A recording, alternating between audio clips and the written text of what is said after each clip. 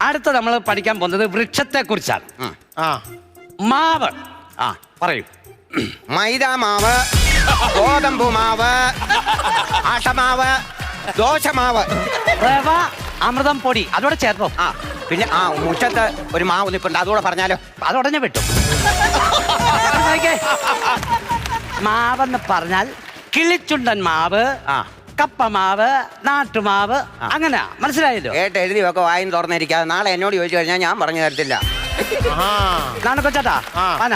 ഞാൻ എന്താ പണിയാനാ? പനിയാനല്ല, പന പന. പയ്യെ തിന്നാ പനയും തിന്നാ. ചാപ്പാട് മാത്രം ഓർത്തോണ്ടിരിക്കുക. ആ പനയെ കുറിച്ച് 2 വാക്ക് പറയാനാ പറഞ്ഞ്. എനിക്കറിയത്തില്ല. അറിയത്തില്ലോ? ജുബിലിന്റെ ഒരു വക അറിയാതാ നീ ഇരിക്കുന്നേ. അതിനല്ലേ ഇവിടെ വന്നേ?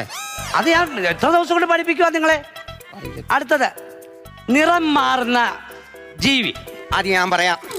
എന്റെ ഏളെ മരുമോള്